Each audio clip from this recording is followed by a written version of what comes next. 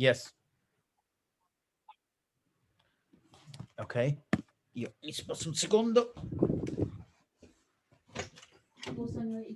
Grazie. Ok. 1 second.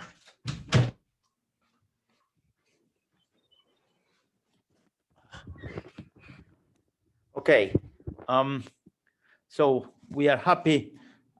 We all are happy to introduce our friend Fiorella Battaglia, who is a professor of moral philosophy and has been both in Italy and in Germany. And among many other things, she's an expert in the topic of today, predictive algorithms and epistemic injustice. So Fiorella, the floor is yours, and at the end, everybody will be able to ask questions. Please. Okay, so then, first of all, thanks a lot to Sofia Bonicalzi, to Benedetta Giovanola and Mario De Caro for having me this evening. I'm very happy to share this paper, which is an ongoing research. So therefore, I'm very grateful to the opportunity to have a discussion at the end of the presentation. And I am also grateful to Flor Jean-Pierre, Carolina Scotto, and Giorgia Pozzi for previous inputs on this topic, because inquiries concerning the scope of wrongdoing when predicting individuals' behavior are still in their infancy. So you won't find so much literature on this nexus between predictive algorithms and epistemic injustice, so between machine learning and ethics. So first of all, some introductory words. So our information society rely on daily basis on algorithms. So the algorithms have become a key element underpinning crucial infrastructures and services. And both individuals and bodies, so private bodies and public bodies interact with algorithms. Individuals interact with recommender systems, so systems that make suggestions about what a user may like, be it to choose a song, a movie, a book, or even a friend. And at the same time, schools and hospitals, financial institutions, courts, local government bodies, and national governments are increasingly relying on algorithms for two tasks.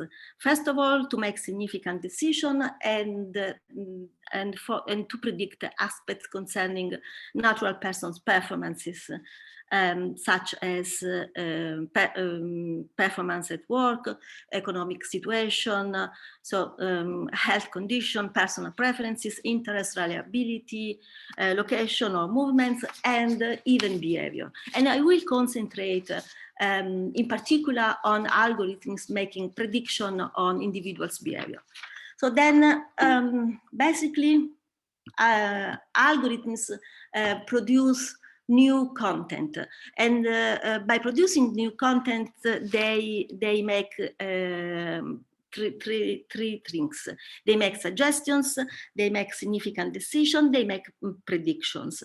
And so algorithm prediction then have disrupted concepts like the incorrigibility of the mental, but this is my claim, they still don't have disrupted agentive authority, which still resist, or so I shall argue. But what are the causes? Why? So we are keen to give an increased level of credibility to an algorithm's suggestion, decision, or prediction. So there is this famous talk by Noel Harari, and he says that algorithms do know better, and then an algorithm knows you better than you know yourselves. So then they are better epistemic authorities than us, even on yourself, on ourselves. So at least this is the way how they are perceived. He claims, I'm not sure about this, but he claims that we live in dataist society, so in a dataism, and it's a kind of algocracy. So a society in which so algorithms rule. So a society that invests algorithms with authority. So about the reasons why we are so keen to accept algorithms, because they come with considerable advantages that can be found when we compare their activity with the activity carried out by individual physical person. And so another reason is efficiency, because they are able to neutralize and therefore to overcome so the inefficiency that characterizes human action, in particular with regard to the execution of action which are repetitive. And lastly, objectivity and neutrality are two other aspects of algorithms. As they make use of impersonal mathematical operation for the solution of questions of everyday interest, so the algorithm should be able to avoid flaws typical of human cognitive processes that not infrequently lead to outcomes that escape the parameters of reasonableness and impartiality. So this is the picture, and so given this picture, I claim that there is a bias in collective interpretive resources when it comes to make sense of experience with the algorithm systems. And in particular, there are some particular sensitive fields for operating with algorithms, and they are policy domains. So this is basically the public dimension of action. So I'm thinking about administrative decision, judicial decision, political and legislative decision. And the effect on policy domains are particularly worrying, or this will be so my claim. We can so try to articulate what algorithms do, and so I tried to distinguish three steps. The first steps we have concerns inputs, data sets, and so for each of these three steps, sorry.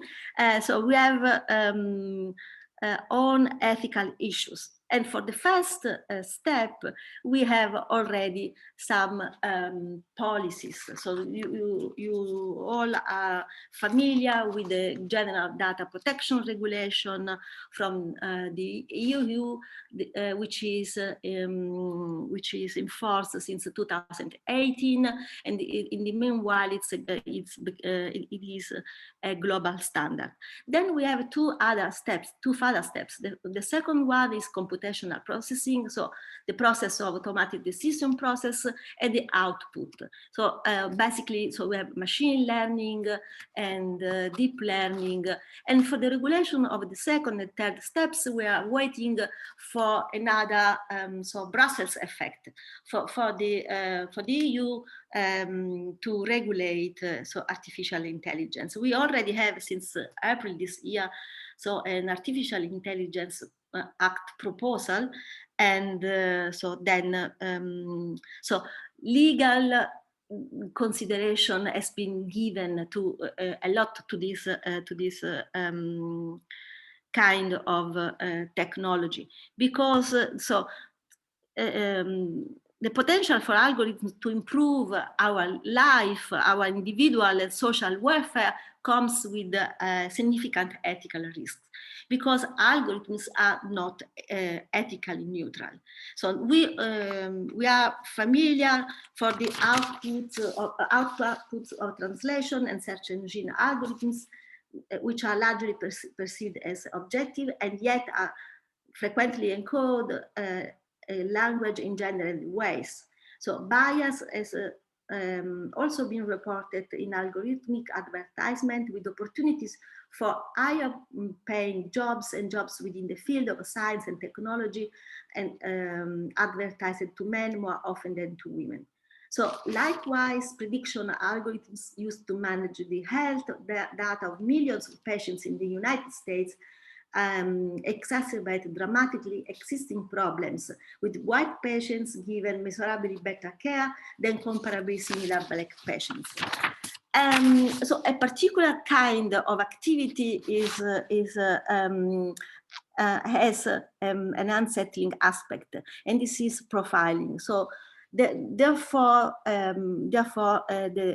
we have a special dedicated provision in the GDPR and also in the artificial intelligence proposal. So we have a lot of thoughts on this kind of, on the profiling activity.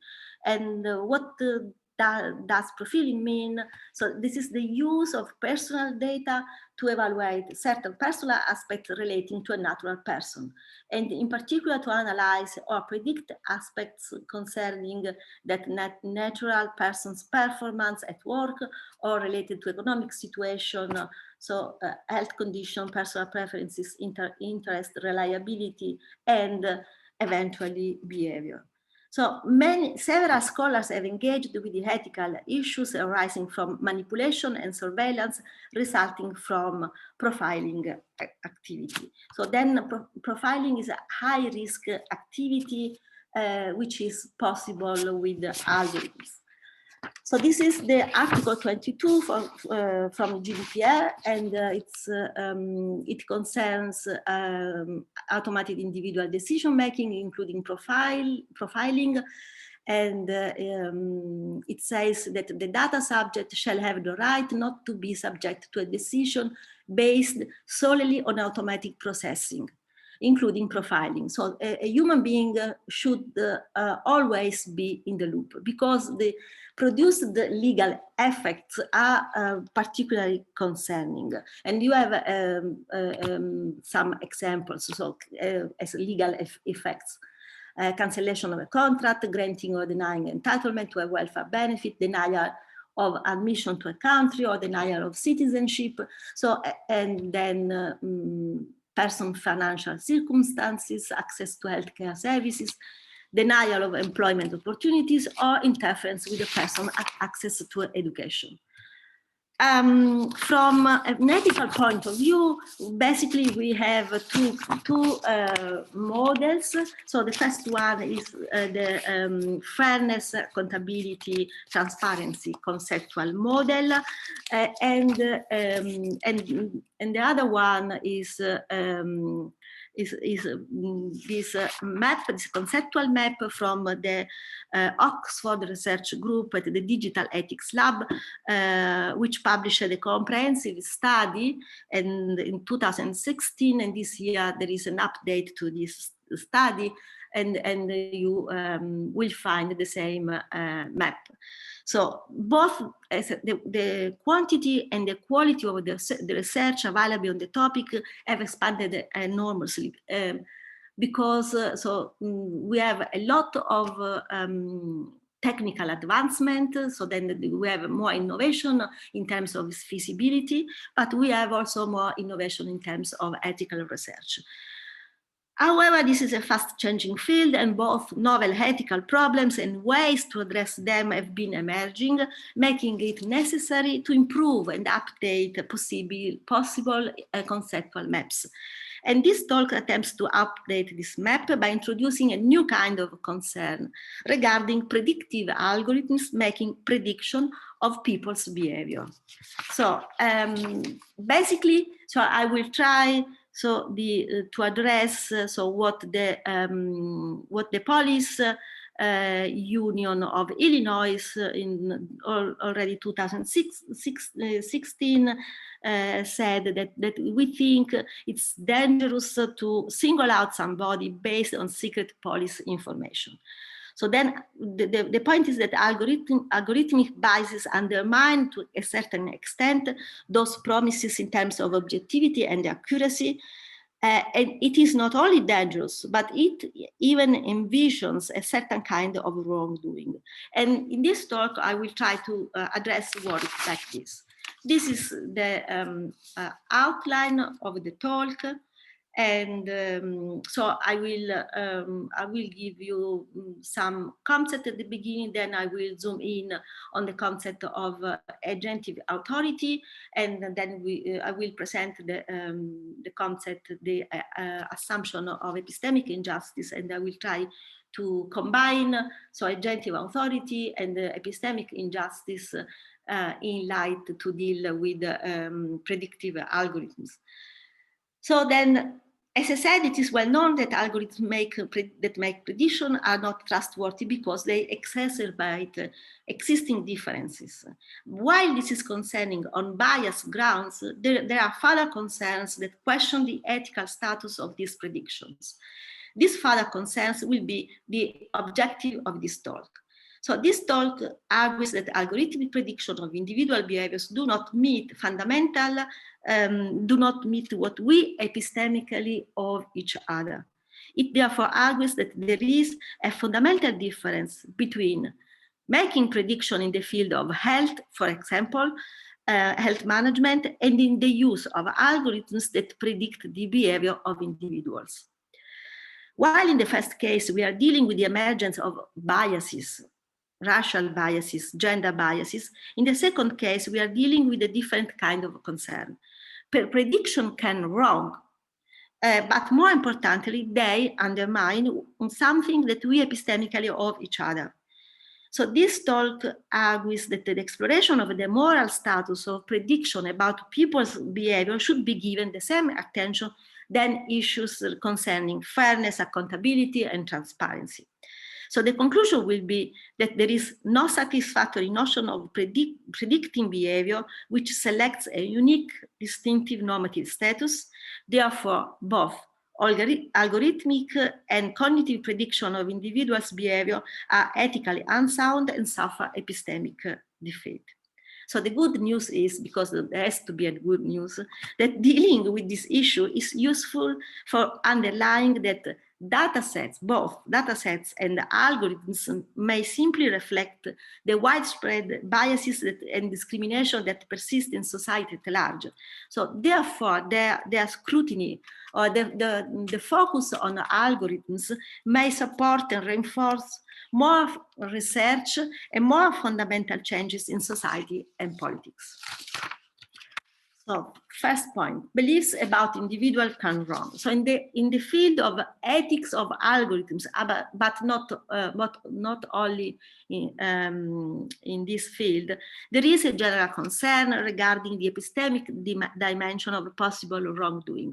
So you have a couple of statements by Basu and by Manton, both from 2019, and they basically say that beliefs can wrong.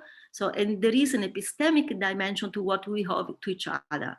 So, in Basu and Manton, there is an epistemic flaw which may affect beliefs about individuals.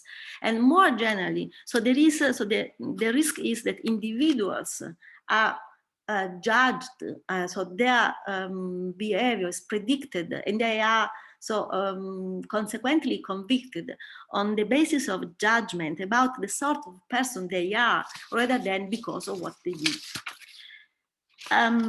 So, as I said, there are two reasons why algorithm prediction can wrong. This is a kind of summary. First, they can wrong as they might be biased, and second, they can wrong as there exists something that we epistemically hold to each other, then those beliefs disregard. So therefore, and I will concentrate just on the second point. But what is this something that we epistemically hold to each other? So our expectations are that we'll be treated well, and not just concerning action, but also concerning beliefs about us. So this includes giving us first-person authority over our actions. So algorithmic prediction about individuals' behavior disregard this expectation, misacting this essential feature, and as a result, they may wrong us. Now I will start with another section of this talk. So there is a lot of scholarship of all sorts, which has been expanding on this topic and other related fields. I will start by Richard Rorty, 1970, because he tried to single out, to characterize mental events and the aspect of mental events of the mental. So that he says the mark of the mental is the incorrigibility. So his paper was critical against other attempts which argued in terms of entitlement or logical possibility, and he tried another way. He tried to argue in terms of procedure, and so this is his argument. S believes incorrigibly that P at time t if and only if S believes that P at t, and there are no accepted procedures by applying which it would be rational to come to believe that not P, given S believes that P at t. So what this this kind of argument in terms of procedures for resolving doubts accepted at given era is interesting for us because there is a comment by Richard Rorty who says that it is as he was trying to define, to characterize this mark of the mental, it is an epistemological status relative to the state of empirical inquiry, therefore not logical possibility and not entitlement, and one capable of being lost. If, for example, cerebroscopes, I don't know what cerebroscopes are, but I guess we can imagine, we can conceive of it, should come to overrule fast-spoken reports. So if we equate, so this is now my thoughts on this. If we equate cerebroscopes with algorithms, and then the forecast would be the same. So if we are going to accept an epistemic authority based on epistemic argument, then we should give up to algorithms. But this is not the way I will go in order to argue for first-person authority. So the second paper I would like to present is from Paul Boghossian, 1989, and this is about self-knowledge and his famous trilemma. So he says, we sometimes know our thoughts directly without the benefit of interference from other beliefs. And so this is the trilemma. We could not know our thoughts on the basis of reasoning or inference. We could not know them on the basis of looking. This was also criticism against introspection. And we could not know them on the basis of noting. So the result is quite disappointing. But this is important because it showed the standard epistemic approach central tenet, which is that the reason we trust what someone says about her attitudes is that she is in the best position to acquire knowledge on them. So it's a kind of argument, so it is epistemic in nature. And so both Rorty and Boghossian approach, let alone that Boghossian doesn't have a positive result, so are not able to challenge the alleged epistemic authorities of algorithms. What we need is an agential approach in order to account for first-person authority able to challenge the epistemic privileges of algorithms. And this is what I will try to do And then from this point, I will zoom in on the concept of agency-based account of first-person authority. According, as I said, to a standard view, this deferential trust is justified on the basis of certain epistemic properties of the person's assertion. But this is not enough for my aim. So this epistemic justification is not able to claim the right not to be subject to an automated prediction. In order to challenge predictive algorithms, I need a non-epistemic account of deference, for which I am largely indebted to Victoria McGeer and Parrott. So they basically say that when a person tells us that she believes that Italy is going to win Euro this year, or that she wants a salad for dinner, we ordinarily take what she says to be true. So we be may skeptical whether Italy will win, or find the idea of salad uninviting, especially in a holiday evening. But we immediately trust what an ordinary person says about her own psychological attitudes.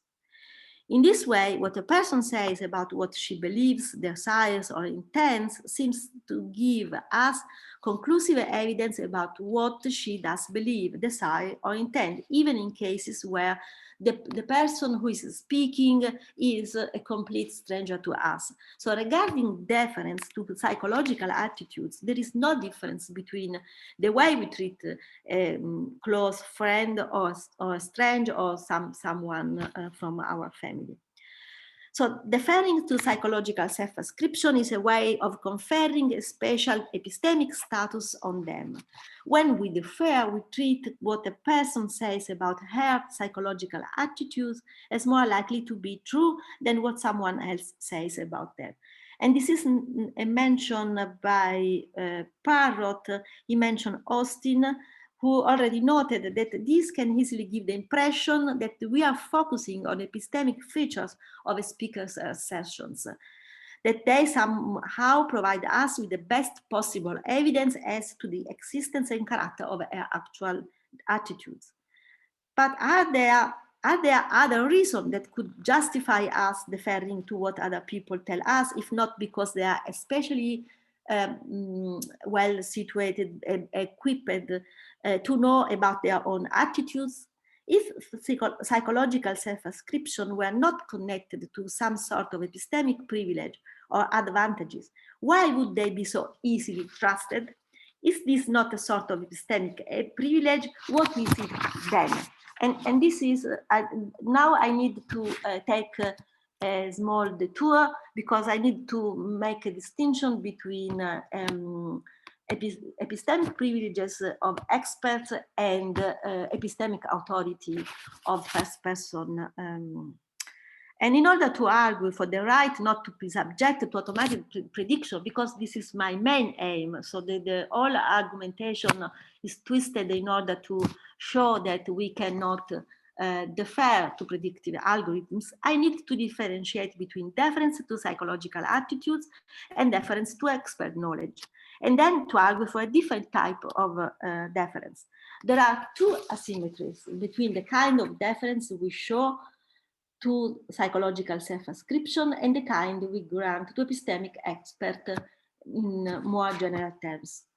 So epistemic privileges explain why we differential trust medical doctors, financial consultants, or mechanics, or priests in religious matters, or other kind of experts. We believe what they say about a particular set of facts because they are in the best position to know or discern the truth. They are in this way epistemic authorities with respect to a specific domain. It would therefore make a great deal of sense if the reason we differential trust what someone says about her psychological attitudes is that she is an epistemic authority with respect to them. Indeed, according to standard philosophical account, the reason we justifiably defer to a person's psychological self-ascription is because she makes them from some kind of epistemically authoritative perspective. And yet, By committing to this view, may be difficult to challenge epistemic authority of algorithms. We need to explore another approach in order to challenge the alleged epistemic privileges of the predictive algorithms. In contrast to the standard approach, it may be that non-epistemic properties of a psychological self-ascription justify deference. And as I said, these are the two asymmetries because experts support their assertion by explicitly mentioning further evidence, and in the case of expert, relevant authority can be easily shared. So a non-epistemic view then is necessary, drawing on, starting from these two asymmetries in which deference to psychological self-ascription looks to be different from the kind we confer on epistemic experts.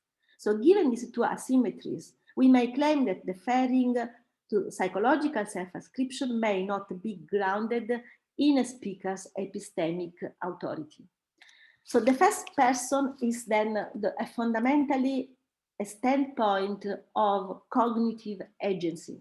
When a person self-ascribes a psychological attitude, she expresses her agentive authority to determine that attitude and thereby present herself as a rational, cognitive agent to others. So deferential trust is justified in this framework because in addition to expressing agentive authority, an individual self-ascription represents an attitude that she alone has the authority to constitute. So it's a kind of constitutivism. So therefore, there is no analogy that we can draw between me deferentially trusting what my doctor says about the COVID-19 vaccine and me deferential trusting someone expressing their attitude about what she is having for supper. I immediately take what the doctor says about the vaccine to be true. She is an epistemic authority on the vaccine. The more supporting evidence she appeals to, the more reason I have for believing her initial claim. Generally, when an epistemic expert makes an appeal to supporting evidence, the evidence become more and more strong. So there is more and more credibility of her assertion. Things seems different when it comes to self-ascription of psychological attitudes. When someone appeals to supporting evidence about their desire of salad for dinner, we are usually less inclined to trust what she says. In fact, explicitly appeal to supporting evidence for claims about what she believes, desires, or intends seems to undermine her entitlement to deference rather than to enhance it. So the second way in which the practice of deferring to psychological ascription looks importantly different from the kind we show to epistemic authorities is that in the latter case, it seems that the relevant authority can be easily shared. Once again, from a strictly epistemic point of view, it is unclear why the two of us, in the case of deference to psychological ascription, would not both be final authorities on my attitudes. The fact remains that, unlike the case of the two experts, even if another individual were to have the same degree of epistemic expertise on my psychological attitudes, and we therefore were both epistemic authorities, we would not be equally entitled to deference. So therefore, we need to introduce this other justification in terms of agentive authority. So therefore, I now turn to making this notion of agentive authority more precise and to defending against objections, the claim that we have agentive authority, which is different from epistemic account of accounts of first-person authority. So the first-person point of view is fundamentally a perspective of cognitive agency. So it will explain the practice of deference on the basis of that agency. And crucially, from the first person standpoint, there is no additional step that the person must take in order to ensure she actually does believe that P. When she relates to her beliefs in a first personal way, So her judgments about what she should believe immediately constitute what she does believe. And,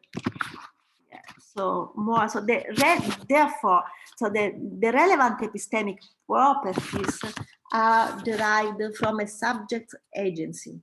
So and a speaker is only in a position to explicitly stand behind a psychological attitude and what it commits her to, because she has agentive authority for the attitude. A rational subject must be tacitly aware of the fact that the attitude she is self-ascribing commits her to certain things, which she also has the authority to fulfill. So it is a very complicated circle, so a very complicated relational condition.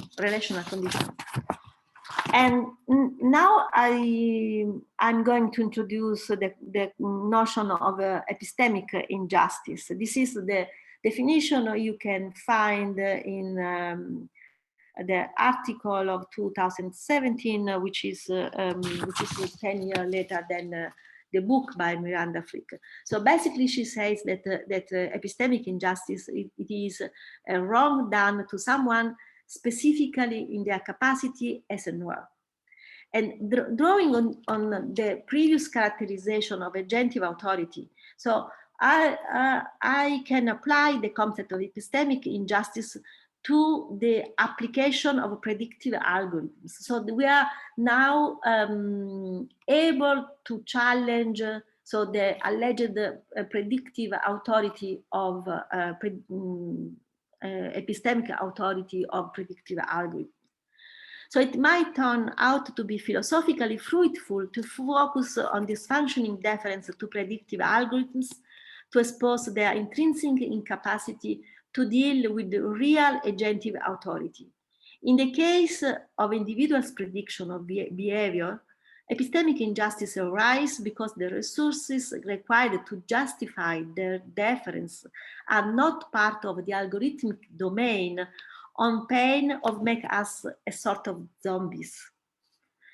So even if this concept, so the epistemic injustice concept has not been intended to have the purpose I'm going to assign to it, my claim is that it can contribute to understand the emergence of new forms of injustice. So, so this is already a sort of a conclusion. So algorithmic prediction are not ethically sound because they wrong us in our first person authority, and there is no satisfactory notion of predicting behavior which selects a unique distinctive normative status. Therefore, both algorithmic and cognitive prediction of individuals' behavior are ethically unsound and suffer epistemic defect. And I, as already said at the outset of this talk, the good news is that dealing with these issues, so issues of injustice and algorithm and issue of digitalization is useful for underlying that data sets and algorithms may simply reflect the widespread biases that persist in our society at large. And as additional point, their scrutiny may support, as I said, and reinforce research and more fundamental changes in society and politics. So eventually, we don't want a digital epistemic injustice, as Gloria Origi and Serena Sirana says in their article 2017. So they say new technologies may be a source of epistemic harm by depriving people of their credibility about themselves.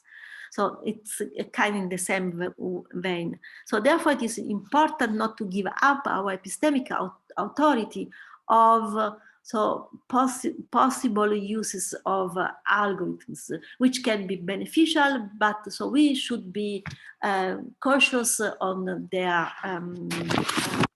application. And so the conclusion is that that in this talk, then justice is not articulated in a distributive perspective, but more in a relational perspective. And according to this relational perspective, we need to respect persons not only as persons or as particular individuals, but also as knowers. So this is the news. So it is impossible not to pay attention to these new forms of epistemic injustice that the information and knowledge society exposes, and in some cases, as we have seen, may be able to reinforce. And here you have some select references for this talk. And thank you for your attention. Thank you very much, Fiorella, for this very rich, very interesting talk. Let's see if there are questions from our Laura Crompton has a question. Sophia and Leon Rosmeyer. Sophia, could you unlock the people who asked for questions? And Jakob? First one is Leon, right? Yes. Okay, yes, someone else was, hi. But perhaps I was wrong. Hi, Fiorella. Thank you very much for this wonderful talk. I really enjoyed it. I have a question about the normative consequences of this. So, for example, Miranda Fricker talks about, in her book, about epistemic virtues. So would that be a possible fix if we sort of try to integrate epistemic virtues into algorithms so we can actually use those predictions? Or are you saying, okay, we shouldn't use any predictions at all because they're not morally sound? Or how would you approach this if you were, for example, a programmer that should make it morally sound? I think that's basically my question. Okay, thank you for this difficult question. So I would go for the second option, because also I am convinced that not only the algorithmic prediction are discriminating, are not respecting us as knowers, but also I call them the cognitive predictions. So the already existing prediction about our behavior are not ethically sound. And they are not ethically sound because they undermine our first person authority. And this is one point. And then there is another one. So the legal impact. Think about the Article 22 from the GDPR. So there are a lot of legal consequences deriving from this kind of prediction. And I am not happy to or keen to say that we should allow some kind of prediction. So maybe we can just use predictive system in order to elaborate some information, but and therefore this would be a useful help for people who need to make a prediction. So I don't know. I'm not able to properly address your practical implications. I know you are in the Netherlands. You are working with the engineers, and you are always looking for solutions. I don't have any. Okay, thank you. And Leon Rosmeyer? Yeah, this was Leon. No, this was Leon. Jakob then. Sorry, it's not so easy to unlock the... Jakob? Can you... Sophia, can you... I already did it. I sent you an invitation to unmute yourself.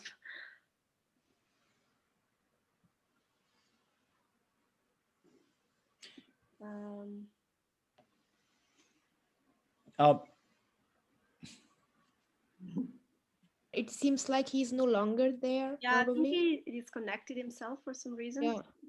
Perhaps he will Okay. come back. We'll come back. Christoph asked the question, but I suggest that we turn off the silence everybody. What do you think? I think now we can trust people that don't have a hackers among us. So Christoph, please. I'm definitely not a hacker. So Oh, thank you for that beautiful talk. 2 questions about them, about it. I think the problem is not that the authorities, for instance, you brought up the police example, that they have some list of suspected people. And I think that the problem is not that they don't believe or don't trust the people who are on the list, that they don't know themselves. But the problem will be that they don't trust them, that they tell the truth about themselves.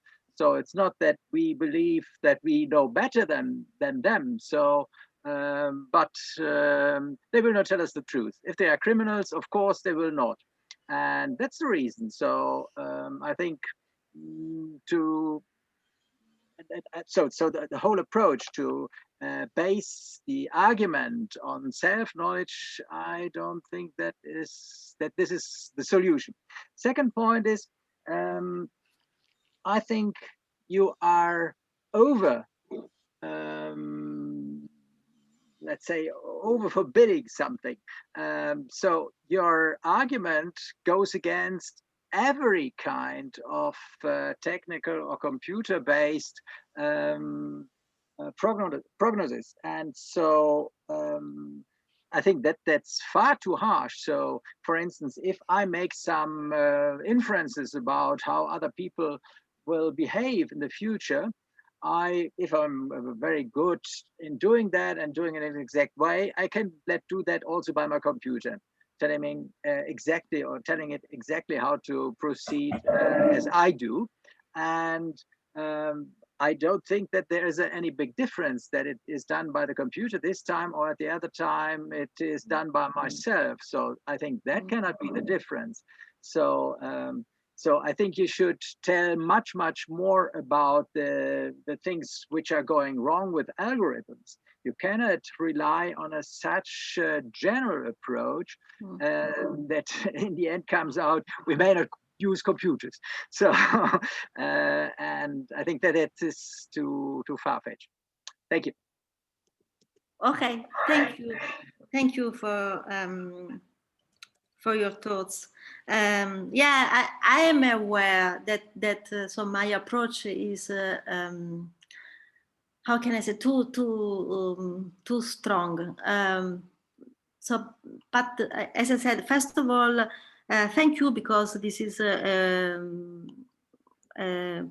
research. I am still working on this, and I am going then to write a paper, and I am not sure. I have other type of concerns about this, and I guess that maybe Sophia may have the same kind of concerns about this very strong so constitutivist view of on agency, and I am so, and I would, so my next task is to see if this this kind of argument can be developed not with a so strong agency theory underpinning the argument.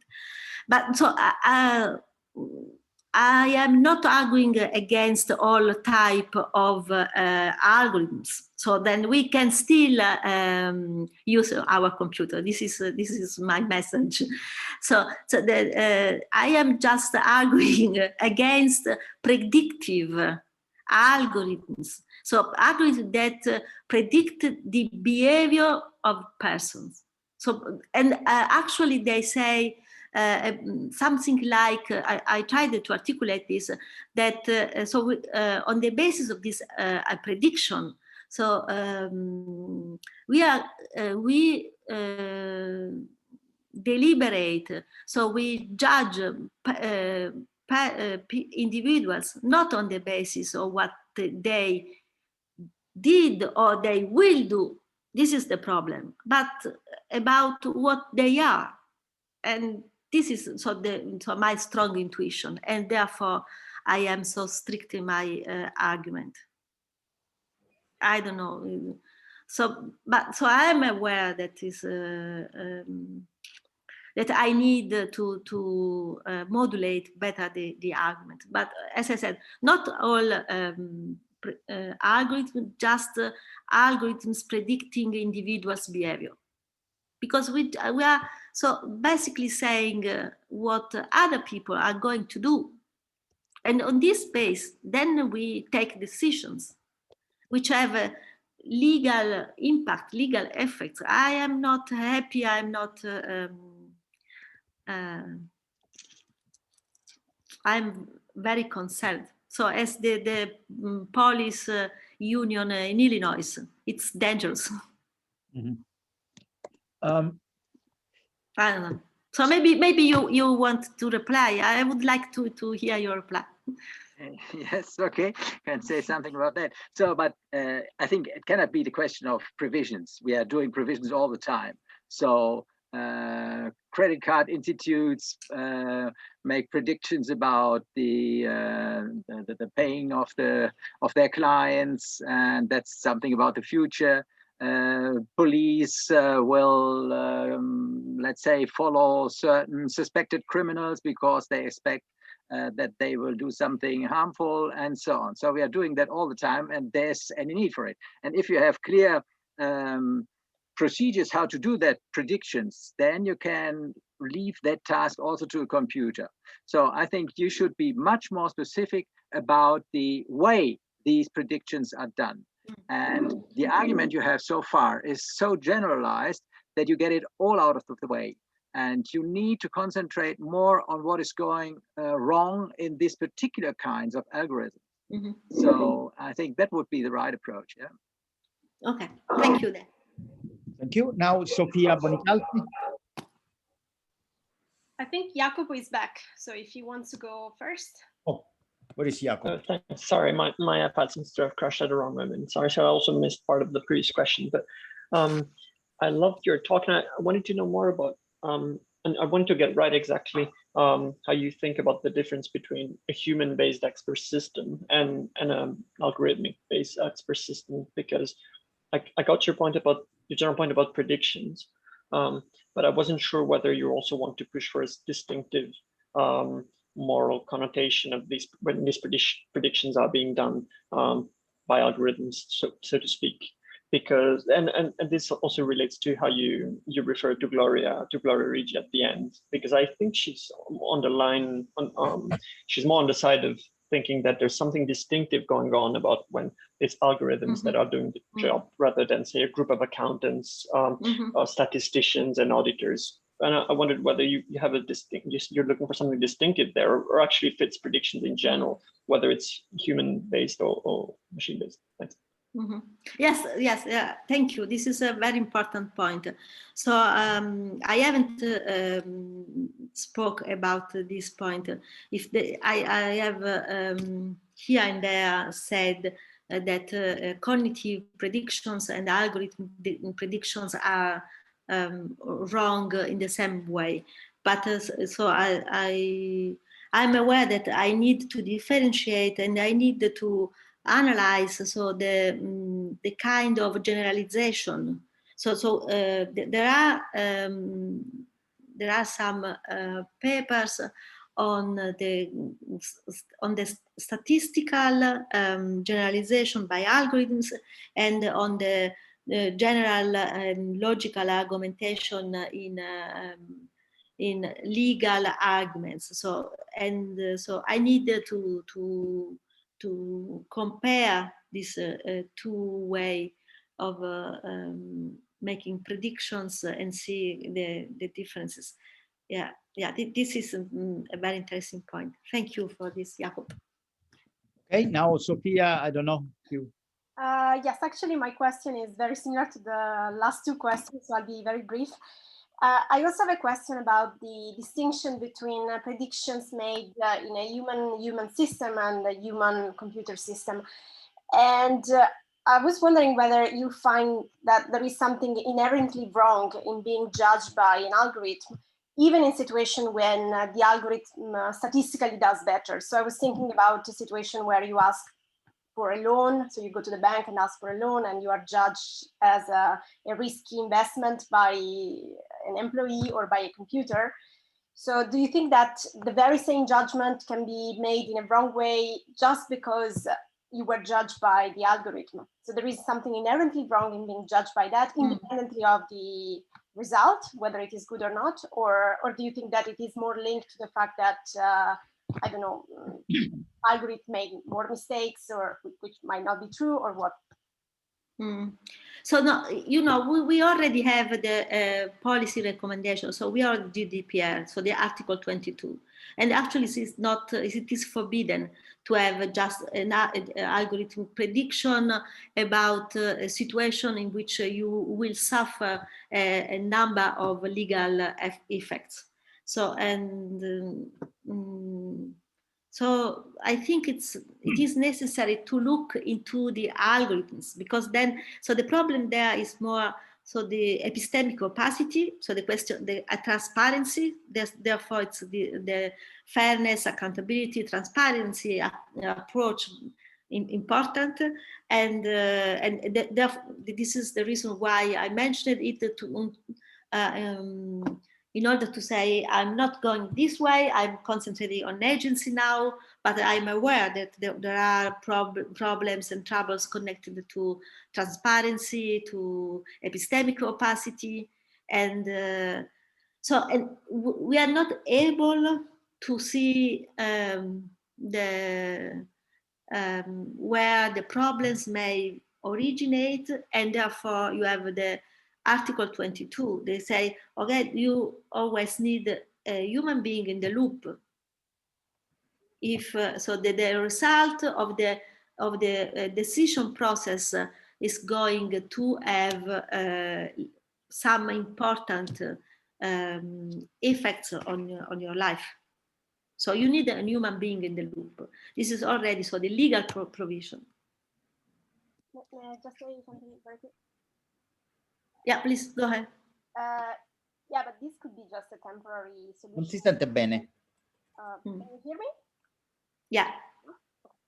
Yeah, I wonder whether this article, which you cited, and it's very important, is just a sort of temporal solution, because of course at the current stage we don't have algorithms that are so perfect, etc., which could be eventually overcome in case we make them more transparent, etc. But I'm not sure that this is linked to the fact that there is something inherently wrong, in principle wrong, being judged by an algorithm, unless the assumption is by default that the human decision making is much more transparent, which, based on what we know from cognitive science, might be wrong, because you know, even our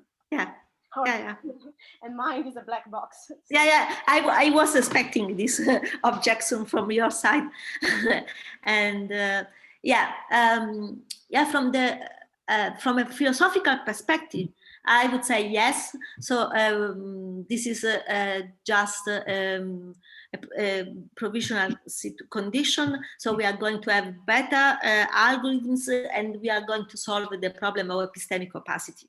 But if you talk with the computer scientists, so the answer will be very different. They are not so convinced that we will get complete transparency on this. From my point of view, so this first person authority grounded in the agency-based account, then it's an inherent problem. So it's not something that we can sometime overcome.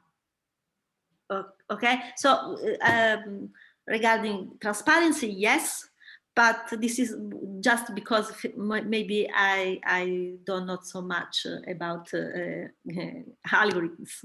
From the other side, you will hear something different. So this was the point by Richard Rorty. So if you go with the epistemic approach, then you you have as a result that better algorithms, then you don't have anymore so the epistemic privileges. This is your point. Thank you. Now we have a question from M. At the beginning, I was a little worried because I thought of a Fritz Lang movie about the monster from Dusseldorf. Instead, is the much more peaceful Matteo Bianchin. Please. Have a twofold question actually. So first, whether I was wondering whether it is relevant from your point of view to distinguish between our being possibly wrong about the mental state we are in. So I think I believe X, but I really may discover that I believe Y, and the fact that we may be wrong about our sense of mental ownership, so that the fact that I am who is subject to that beliefs. And it seems to me that in both respects, the idea of a agential first personal authority that, as far as I understand, depends on the fact that I self-ascribe a mental state I'm disposed to act on, or I'm committed to the implication it has, and so on, both practically and theoretically. Yeah. Is subject to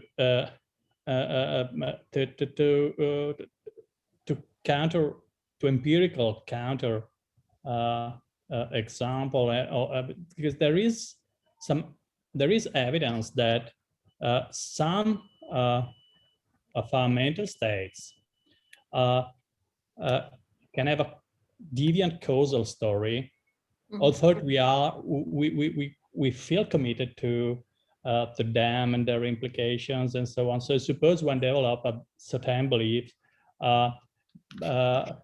because of overcoming, because of a need, out of need for overcoming cognitive dissonance. So the guy will be sincerely persuaded, he believes that he is good, for instance, or that the dominant class is good, willing, or what you want there, and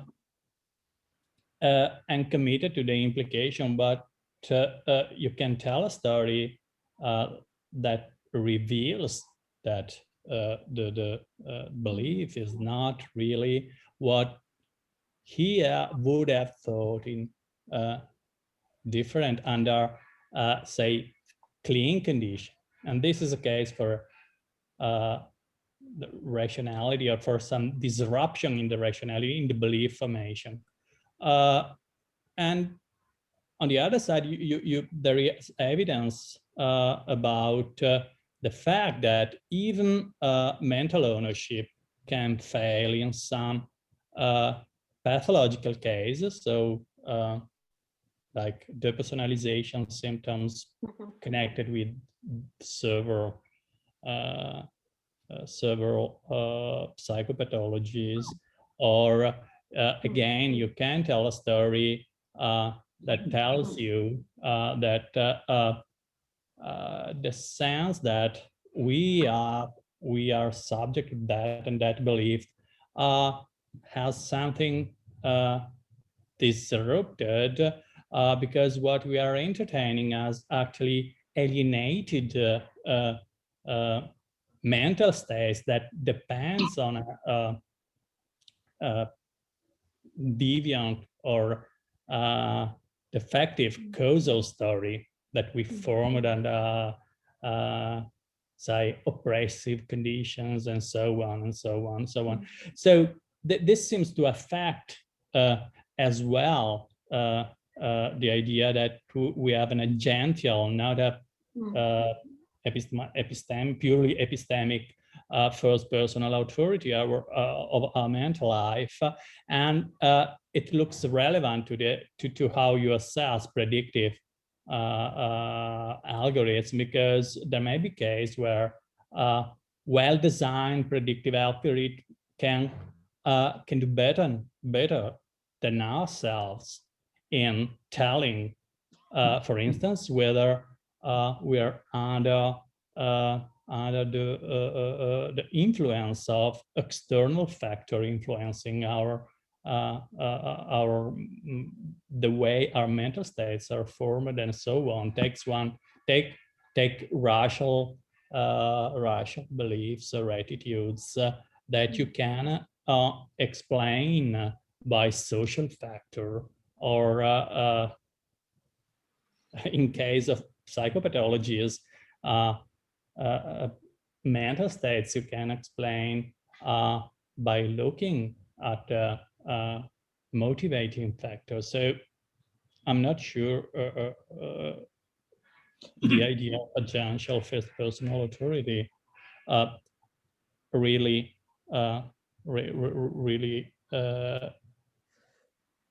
provide an argument about that, but this is a question, of course.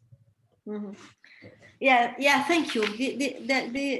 Those are my concerns too.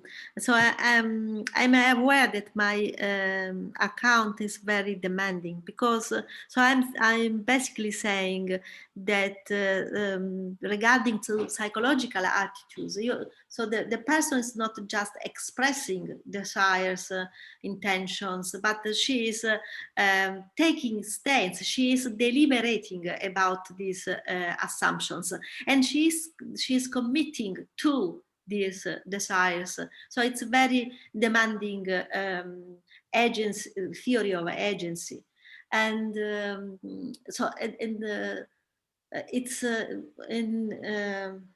I think it's in the direction of Christine Korsgaard constitutivism. And so I am also sensitive to some kind of other approaches, just like John Doris, so talking to ourselves. And so therefore, as I said, my next task will be to see if I can, so I can try to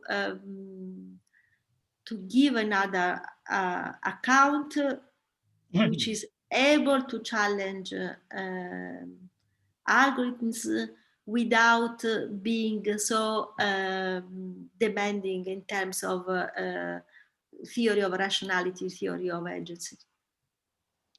Okay, thank you. I don't know. Laura had a question, but then. Yeah, Laura, your question, please. Okay, so I will ask it anyways, because it's like a little bit back, but never mind. So it's not really a question, it's more of a comment or a stance, so to say. And it kind of addresses something, or it touches upon what Leon said, and also the comments Christoph Luhmer had. And so, at least that, like, this is my opinion, and this is also based on the research I've been doing. These predictive technologies are very, very, very often implemented in morally laden decision situations. And in these morally laden decision situations, for example, as you said, jurisprudence, or they're also very often implemented in counseling, for example, in the US in regards to LGBTQ community, or also veterinarians and soldiers and things like that, to detect depressions, or like possible people who might be suicidal. And as we can see, these situations are very, very morally laden, as I said.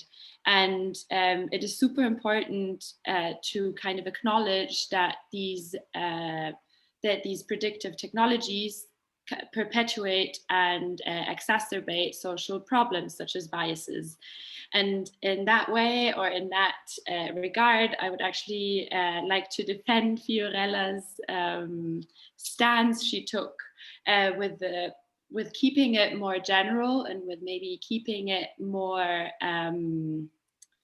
or less specific in that sense, because as long as these systems bear these societal problems or these technological problems in that sense, we need to be super careful, and then for that kind of maybe take a broader stance and not implement them, or be stricter in evaluating these systems. Okay, thank you, Laura. Okay. I agree with you. Okay. I have a question myself, very brief. So at some point you said that accounting for agentive authority, that when one relates to their beliefs from a first person point of view, and they say they judge what they should believe, immediately this beliefs constitutes what they in fact believe. I'm not so sure. Think about this. I think I should believe that I should stop drinking, and then I'm sorry. Yeah. I believe that. So I should. My idea is that if I should believe that I will stop drinking because this will be very helpful for me for stop drinking indeed. Okay, so I should believe this, but I'm pessimistic about myself. I don't believe this. I know that I won't stop drinking, even if I know that I should believe that. What's wrong with that?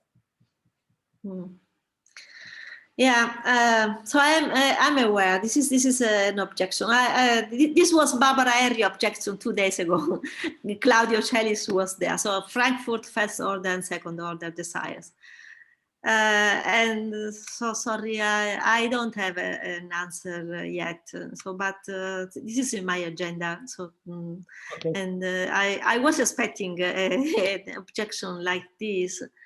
And yeah, so maybe this requirement of reflexivity. So as I said, it's too strong. It's actual theory about agency. So starting from Frankfurt and Doris as well, they have another account of agency, and which is much more so realistic.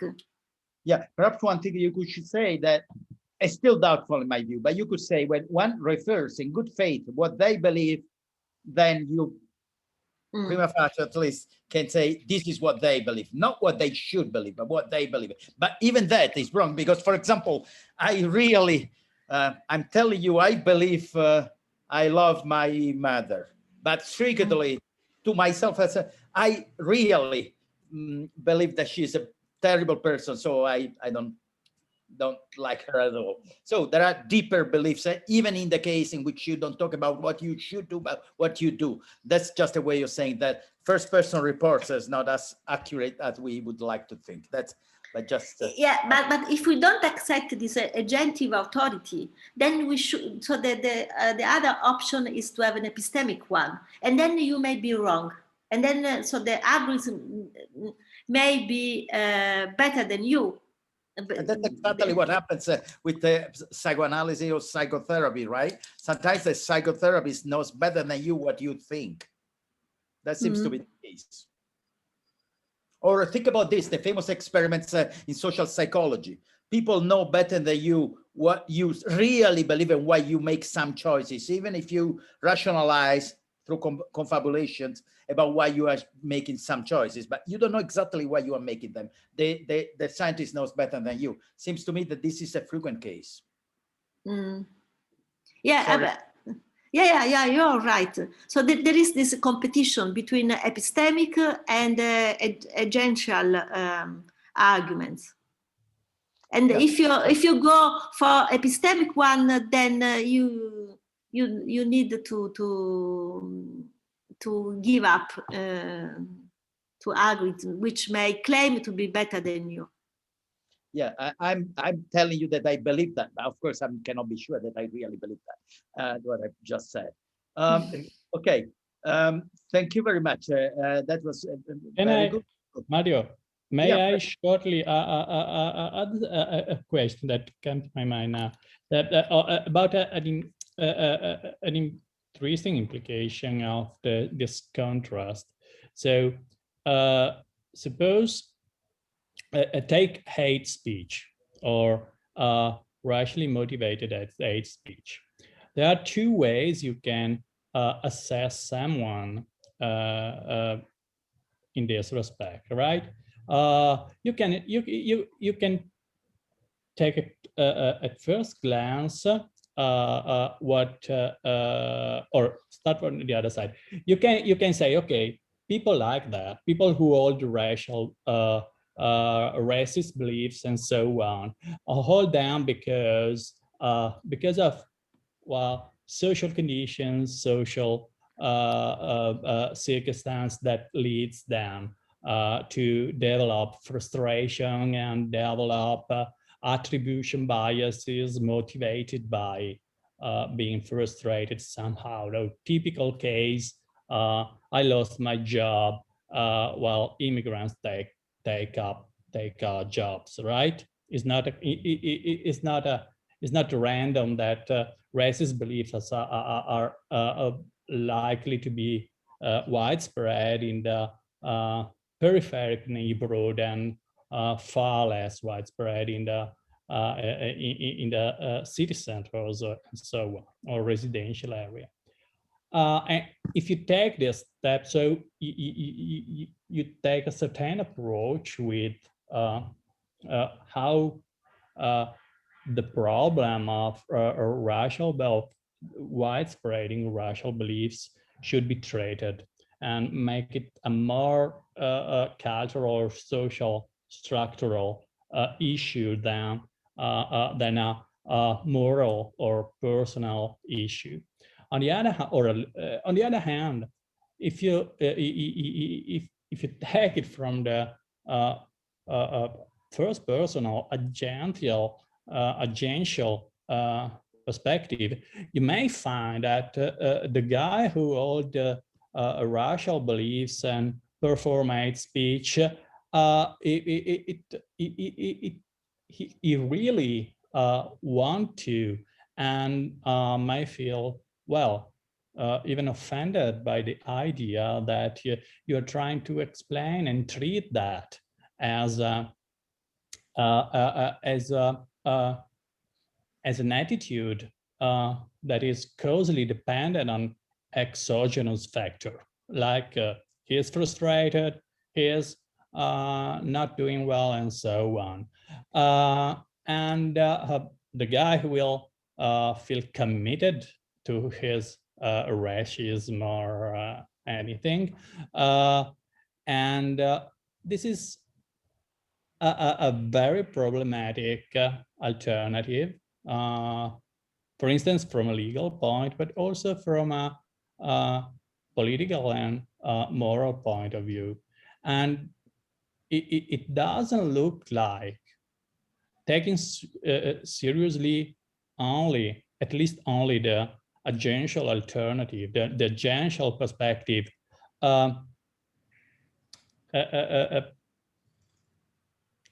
do justice to the situation. So the fact that there may be, well, external exogenous factor influencing the way we form our attitudes, although we first personally feel and act and are practically committed to them, seems not seem at least informative. Okay, thank you. It is been noted. Okay, so if there are no last minute questions, we thank, there are some people in the chat. Let's see if there are questions there. No. Christoph says hello, says bye. So thank you very much to Fiorella for this beautiful talk and a great discussion. And we'll start again this series of seminars in the fall, and soon you will have the calendar. So thank you to everyone who was here today and in the other talks. Okay, thank you very much. Bye-bye. Bye.